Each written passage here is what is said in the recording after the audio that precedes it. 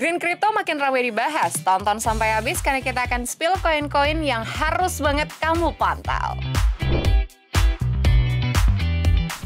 Guys, aku kaget banget ngelihat data ini karena ternyata 96% dari kalian yang nonton video-video peluang masih belum subscribe. So, klik the subscribe button now supaya kalian gak ketinggalan konten-konten menarik lainnya. Right now, let's get back to the video. Banyak yang belum tahu kalau sebenarnya kripto itu punya reputasi yang cukup buruk terkait dengan konsumsi listrik mereka. Bahkan news, data dari Cambridge Bitcoin Electricity Consumption Index nunjukin kalau misalnya Bitcoin tuh pernah ngabisin listrik yang jauh lebih besar daripada Argentina di tahun 2021.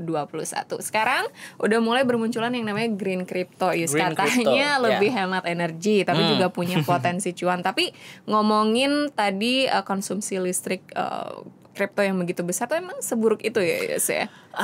Bisa dibilang iya sih, Riz ya. Karena let's say aja soal Bitcoin ya, dengan mekanisme proof of work-nya untuk mining Bitcoin itu udah bisa ngabisin sampai 140 terawatt hour per tahun konsumsi listrik.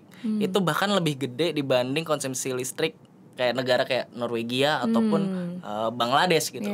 Jadi nggak heran kalau kripto itu dikonsiderasikan sebagai salah satu penyumbang emisi karbon. Tapi ya perihal di luar kripto nih ya, green technology itu teknologinya juga lagi hype banget nggak sih?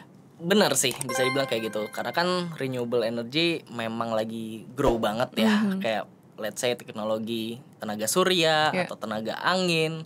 Terus juga kita bisa ngelihat EV sekarang udah ada di mana-mana, udah banyak di jalanan. Terus juga konsep smart city akan jadi pelan-pelan akan jadi kenyataan. Cuman ya memang di tengah itu semua biaya awalnya itu cukup mahal ya untuk perubahan disrupsi sebesar ini.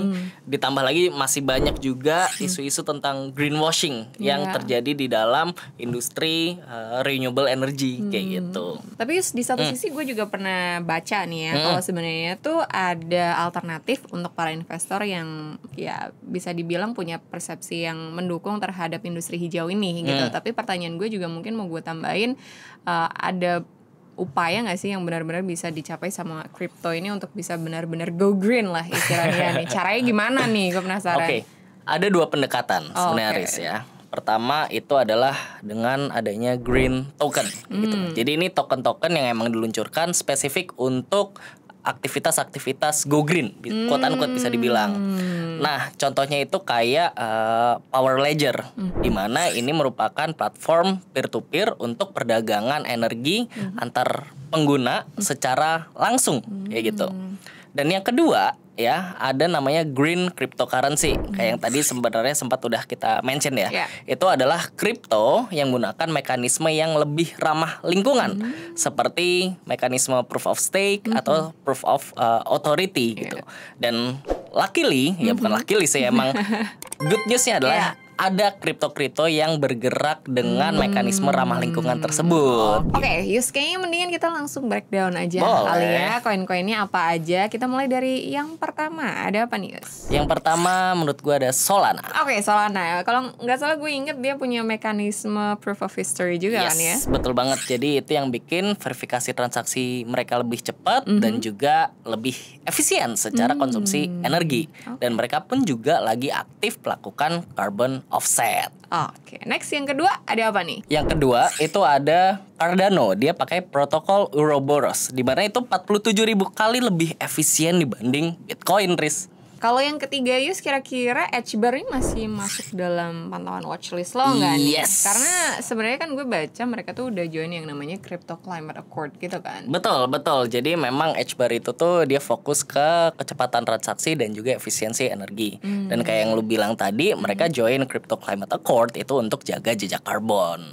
Oke, last but not least, what do we have yang keempat? Kita punya Algorand. Algorand. Nah, Algorand ini itu salah satu pioneer dalam green crypto. Mereka pakai mekanisme proof of stake yang terkenal rendah energi. Nah, Yus, dari 4 koin yang tadi udah sempat lo sebutin, gue cek juga beberapa udah ada yang tembus bahkan sampai lebih dari 500% ya gitu. Okay. Makanya sekarang gue mau ngajak nih Sobat Cuan yang udah ngerasain cuannya ya Yus ya, jangan lupa buat ngajak pacar, teman, keluarga buat buka peluang bareng ya, biar bisa ngerasain cuannya juga bareng-bareng. Karena apa? Ada hadiah 288 juta buat kamu yang beruntung. Buat info selengkapnya jangan lupa cek di caption.